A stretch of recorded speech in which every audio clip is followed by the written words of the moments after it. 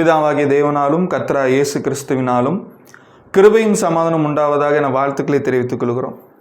போன வீடியோவில் நம்ம என்ன பார்த்தோம் ஞாபகம் இருக்கா?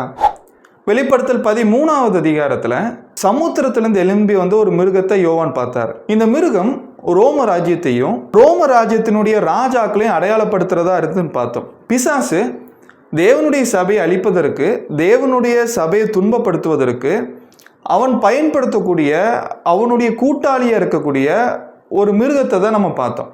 வெளிப்படுத்தல் 12வது அதிகாரத்தில் பிசாசு சபையை அழிப்பதற்கு நேரடியாக முயற்சி செஞ்சான். சபைக்கு துன்பத்தை கொடுத்தான், சபைக்கு கஷ்டத்தை கொடுத்தான். ஆனால் வெளிப்படுத்தல் 13வது அதிகாரத்தில் 2 மிருகங்களை அவன் பயன்படுத்துகிறான். ஒரு மிருகம் சமுத்திரத்திலிருந்து எழும்பி வந்தது. இதை நம்ம போன வீடியோவில் பார்த்தோம். இன்னைக்கு வெளிப்படுத்தல் 13வது அதிகாரத்தில் பூமியிலிருந்து எழும்பி இன்னொரு மிருகத்தை குறித்து பார்க்க போகிறோம். இந்த மிருகத்தை பயன்படுத்தி பிசாசு ஜனங்களை அழிக்கிறதுக்கு என்ன முயற்சி பண்ணுறான்? இந்த காலகட்டத்தில் கூட இதே விஷயத்தை பிசாசு பயன்படுத்துறதை பார்க்குறோம். நீங்கள் கொடுக்குற உங்களுடைய ஆதரவுக்கும் உற்சாகமான வார்த்தைக்கும் நாங்கள் நன்றி சொல்ல கடமைப்பட்டிருக்கோம். நீங்கள் சொல்கிற உற்சாகமான வார்த்தைகளும் நீங்கள் கொடுக்குற நல்ல கமெண்ட்ஸும் எங்களை இன்னும் அதிகமாக வீடியோ போட எங்களை உத்வேகப்படுத்துது. இன்னைக்கு வெளிப்படுத்தல் 13வது அதிகாரத்தில் பூமியிலிருந்து எழும்பி இன்னொரு மிருகத்தை குறித்து நம்ம பார்க்க போகிறோம். வெளிப்படுத்தல் 13வது அதிகாரம் 11வது வசனம். பின்பு வேறொரு மிருகம் பூமியிலிருந்து எழும்ப கண்டேன். அது ஒரு ஆட்டுக்குட்டி ஒப்பாக 2 கொம்புகளுடையதாக இருந்தது. வலு சர்ப்பத்தை போல் பேசினது. இங்கே மறுபடியும் யோவான் பார்க்கும்போது இன்னொரு மிருகம் பூமியிலிருந்து எழும்பி வர பார்த்தார். வெளிப்படுத்தல் 13வது அதிகாரத்தில் இதுக்கு முன்னாடி நம்ம பார்த்த மிருகம் சமுத்திரத்திலிருந்து எழும்பி வந்தது. அந்த மிருகம் ரோம ராஜ்யத்தையும் ரோம ராஜாக்களையும் அடையாளப்படுத்துன்னு நம்ம பார்த்தோம். பிசாசு சபையை துன்பப்படுத்துவதற்கும் சபையை அழிப்பதற்கும் மக்களை தேவனோட்டு பிரிக்கிறதுக்கும் சில ஆயுதங்களை பயன்படுத்துகிறான். அதில் ஒரு ஆயுதம் தான் போன மிருகம் பயன்படுத்தின ஒரு விஷயத்தை பார்த்தோம். அதாவது பயம். அதிகாரத்தினால் வரக்கூடிய பயத்தை பயன்படுத்தி பிசாசு ஜனங்களை தேவனோட்டு பிரிக்கிறத நம்ம பார்த்தோம். இங்கே வெளிப்படுத்தல் 13வது அதிகாரத்தில் 2வது மிருகம், இந்த மிருகத்தை குறித்து யோவான் விவரிக்கும் போது இந்த மிருகம் எப்படி இருந்தது, இது எப்படி இருக்க யோவான் பார்க்கறாரு அப்படிங்கிறத குறித்து பாரு. இந்த மிருகம் எப்படி இருந்தது அப்படின்னா ஆட்டுக்குட்டிக்கு ஒப்பாக 2 கொம்புகளுடையதாக இருந்தது. ஆனால் வலு சர்ப்பத்தை போல பேசினது.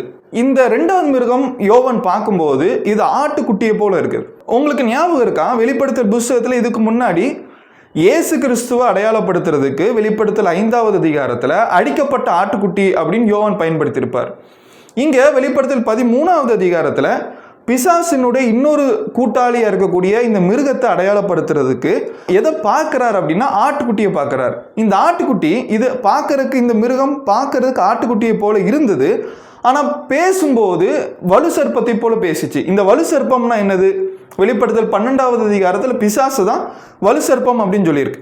அப்போது இந்த மிருகம் பார்க்கறதுக்கு ஆட்டுக்குட்டியை போல இருக்குது, ஆனால் இது உண்மையான ஆட்டுக்குட்டி கிடையாது. இது வலு சர்ப்பத்தை போல பேசியது அப்படின்னா இது அதனுடைய தோற்றம் முதல் கொண்டு ஏமாற்றக்கூடியதாக இருந்தது. சரி, இந்த மிருகம் யாரு அப்படின்னா இது கள்ள தீர்க்கதரிசிகளை அடையாளப்படுத்தக்கூடிய ஒரு விஷயம். வெளிப்படுத்தல் புஸ்தகம் 16வது அதிகாரம் 13வது வசனத்திலையும், வெளிப்படுத்தல் புஸ்தகம் 19வது அதிகாரம் 20வது வசனத்திலையும், வெளிப்படுத்தல் 20வது அதிகாரம் 10வது வசனத்திலையும் இந்த வசனங்களை படிக்கும்போது இந்த மிருகம் கள்ள தீர்க்கதரிசி அப்படின்னு நம்ம புரிஞ்சுக்கிறோம். அப்போ பிசாசு பயன்படுத்தக்கூடிய இன்னொரு மிகப்பெரிய ஆயுதம், அவனுடைய கூட்டாளியா இருக்கக்கூடியது யார் அப்படின்னா கள்ள தீர்க்கதரிசி. டொமோஷன் ஆட்சி பண்ணிட்டு இருக்கும் போது இந்த கள்ள தீர்க்கதரிசிகள் என்ன பண்ணாங்கன்னா டொமோஷனை வணங்கணும் அப்படிங்கிறதுக்காக ஜனங்களை ஏமாத்தி மோசம் போக்கி ஜனங்களை ரோம ராஜாக்களை வணங்குறதுக்காக செஞ்சாங்க. ரோம ராஜாக்களை வணங்குற தவறு இல்லை அப்படின்னு சொன்னாங்க. வெளிப்படுத்தல் 3வது அதிகாரத்தில் நம்ம படிக்கும் போது சபையில கூட கள்ள உபதேசத்தை போதிக்கக்கூடிய கள்ள தீர்க்கதரிசியா இருக்கக்கூடிய சில நபர்கள் இருந்தாங்க. அப்போ இங்க பிசாசு தன்னுடைய ஆயுதமா பொய்யையும் கள்ள உபதேசத்தையும் பயன்படுத்துகிறான். இன்னைக்கும் கூட சபையில கள்ள உபதேசமும் கள்ள போதகமும் இருக்கிறத நம்ம பார்க்கிறோம். இந்த 2வது மிருகம் என்ன செஞ்சது அப்படிங்கிறத 12வது வசனத்தை நம்ம படிக்கலாம். அது முந்தின மிருகத்தின் அதிகாரம் முழுவதையும் அதன் முன்பாக நடப்பித்து சாவுக்கு ஏதுவான காயம் ஆற சுஸ்தம் அடைந்த முந்தின மிருகத்தை பூமியும் அதன் குடிகளும் வணங்கும்படி செய்தது. இந்த ஆட்டுக்குட்டிக்கு ஒப்பா இருந்த இந்த 2வது மிருகம் என்ன செஞ்சது அப்படின்னா தேவனுடைய சட்டத்துக்கு மீறி, தேவனுடைய வார்த்தையை மீறி ரோம ராஜாக்களை வணங்குவதற்கு ஜனங்களை ஏமாத்திச்சு. 13வது வசனம் பாருங்க. அஞ்சியும் அது மனுஷருக்கு முன்பாக வானத்திலிருந்து பூமியின் மேல் அக்கினியையும் இறங்க பண்ணத்தக்கதாக பெரிய அற்புதங்களை நடப்பித்து மிருகத்தின் முன்பாக அந்த அற்புதங்களை செய்யும்படி தனக்கு கொடுக்கப்பட்ட சத்துவத்தினால் பூமியின் குடிகளை மோசம் போக்கி பட்டயத்தினாலே காயப்பட்டு பிழைத்த மிருகத்திற்கு ஒரு சொரூபம் பண்ண வேண்டும் என்று பூமியின் குடிகளை சொல்லிட்டு. இங்க யோவான் தெளிவா சொல்றாரு, இந்த மிருகம் மோசம் போக்கிட்டு அப்படின்னு சொல்றாரு. இந்த மோசம் போக்குறது யாருடைய குணம்? உங்களுக்கு ஞாபகம் இருக்கா? வெளிப்படுத்தல் 12வது அதிகாரத்துல 9வது வசனத்துல பிசாசு அடையாளப்படுத்தும் போது பிசாசு உலகம் அனைத்தையும் மோசம் போக்கக்கூடியவன் அப்படின்னு நம்ம படிச்சோம். அப்போ இந்த மிருகம், இந்த கள்ள தீர்க்கதரிசி பிசாசினுடைய தன்மைகளை உடையவனா, அவனுடைய கூட்டாளியா இருக்கிறான். இந்த மிருகம் பிசாசு கிடையாது, ஆனா இவன் பிசாசினுடைய கூட்டாளியா இருந்தான். இங்க நம்ம இன்னொரு விஷயம் புரிஞ்சுக்கிறோம். இந்த மோசம் போக்கக்கூடிய கள்ள தீர்க்கதரிசி இந்த மிருகம் என்ன பண்ணுது அப்படின்னா அற்புதங்களை செய்யுது. இந்த அற்புதங்களை அடையாளங்களா செய்யுது. ஒரு கேள்வியை குறித்து யோசிச்சு பாருங்க, ஒரு விஷயத்தை குறித்து யோசிச்சு பாருங்க. ஒருத்தர் அற்புதங்களையும் அடையாளங்களையும் செய்யறதுனால அவர் தேவனுடைய பிரதிநிதியாகவும் தேவனால் அனுப்பப்பட்டவராக நம்ம ஏற்றுக்கொள்ள முடியுமா? ஒருத்தர் கண்ணு தெரியாதவருக்கு கண் பார்வையை கொடுக்கறதுனாலையும் பலவீனமா இருக்கிறவருடைய பலவீனத்தை மாத்தி சுகம் கொடுக்கறதுனாலையும் இவர் தேவனுடைய பிரதிநிதி தான் அப்படின்னு நம்ம ஏத்துக்க முடியுமா? அப்படின்னா கிடையாது. அப்போஸ்தலர்கள் அற்புதங்களை செஞ்சாங்க, இயேசு கிறிஸ்து அற்புதத்தை செஞ்சாரு. அப்போஸ்தலருடைய கைகளினால் பரிசுத்த ஆவியினுடைய வரத்தை பெற்றவங்க அற்புதங்களை செஞ்சாங்க, உண்மைதான். ஆனா இந்த இடத்துல பிசாசும் அவனுடைய தூதனும் அற்புதங்களை செய்யறான். அப்போ ஒருத்தர் செய்யக்கூடிய அற்புதமும் அதிசயங்களும் ஒருத்தர் தேவனுடைய பிரதிநிதி அப்படிங்கிறது அடையாளம் கிடையாது. மத்தேயு புஸ்தகம் 7வது அதிகாரம் 21வது வசனத்துல பரலோகத்தில் இருக்கிறேன் பிதாவின் சித்தத்தின்படி செய்கிறவனே பரலோகத்தில் பிரவேசிப்பான் அப்படின்னு படிக்கிறோம். ஒருத்தர் அற்புதங்களை செய்யறதுனாலையும் அதிசயங்களை செய்கிறதுனாலையும் அவர் தேவனுடைய பிரதிநிதி கிடையாது, அவர் தேவனால் அனுப்பப்பட்டவர் கிடையாது. அந்த மனிதன் தேவனுடைய வார்த்தைக்கு மீறி ஒரு விஷயத்தை சொன்னார் அப்படின்னா, தேவனுடைய வார்த்தை மீறி ஒரு விஷயத்தை சொல்லி அற்புதங்களை செஞ்சார் அப்படின்னா அவர் உண்மையாகவே தேவனுடைய பிரதிநிதி கிடையாது, அவர் பிசாசினுடைய பிரதிநிதியா இருக்கிறார். 1 யோவான் புஸ்தகம் 4வது அதிகாரம் 1வது வசனத்துல யோவான் எழுதும் போது, நீங்க எல்லா ஆவிகளையும் தேவ ஆவியை ஏத்துக்காம நீங்க சோதிச்சு பாருங்க அப்படிங்கிறார். இந்த மிருகம் அற்புதங்களை செஞ்சது, இந்த அற்புதங்களை செஞ்சு ஜனங்களை மோசம் போக்கி ஜனங்களை இது முந்தின மிருகத்தை வணங்க செஞ்சது, அதாவது ரோம ராஜாக்களை வணங்க செஞ்சது.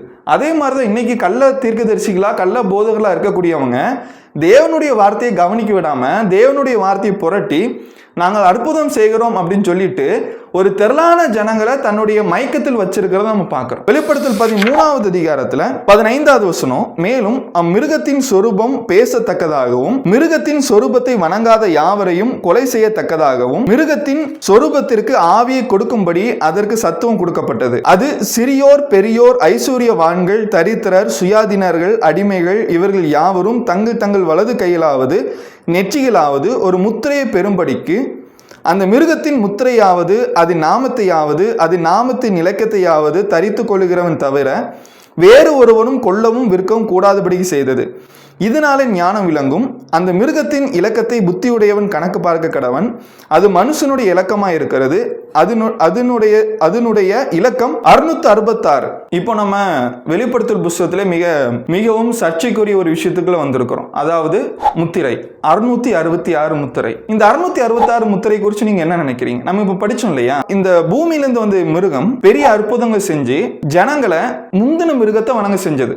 அதாவது சமுத்திரத்திலிருந்து எழும்பி வந்து மிருகத்தை வணங்க செஞ்சது. இன்னும் தெளிவா சொல்லணும் அப்படின்னா, இந்த கள்ள தீர்க்கதரிசியா இருக்கக்கூடியவங்க ரோம ராஜ்யத்தையும் ரோம ராஜாக்களையும் வணங்கும்படி செஞ்சாங்க. இப்படி வணங்குகிறவங்களுடைய வலது கையிலையும் நெத்திலையும் ஒரு முத்திரையை போடுறாங்க.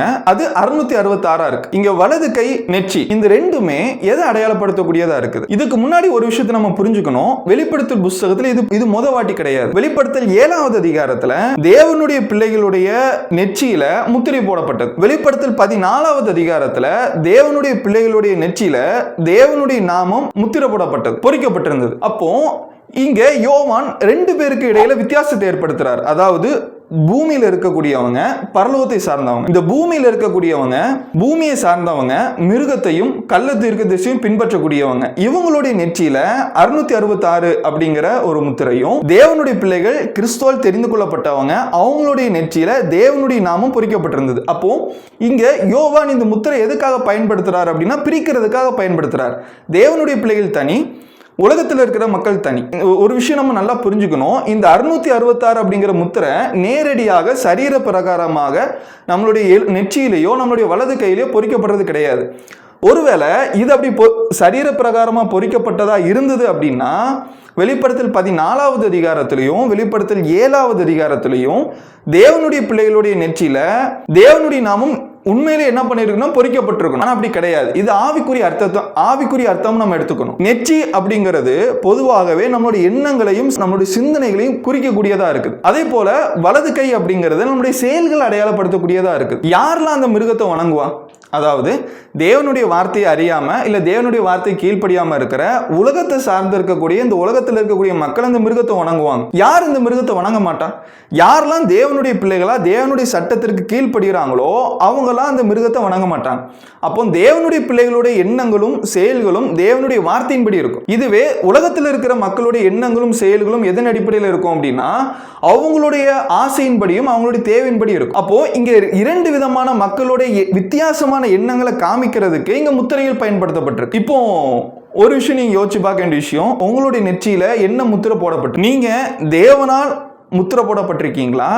தேவனுடைய நாமம் உங்களுடைய நெற்றியில முத்திரை போடப்பட்டிருக்கா? இல்ல இந்த உலகத்தினுடைய முத்திரையை நீங்க தரித்திருக்கீங்களா? யாருடையவங்களா இருக்கிறீங்க? நீங்க தேவனுடைய பிள்ளைகளா இல்ல உலகத்தினுடைய பிள்ளைகளா அப்படிங்கறத யோசிச்சு பாருங்க.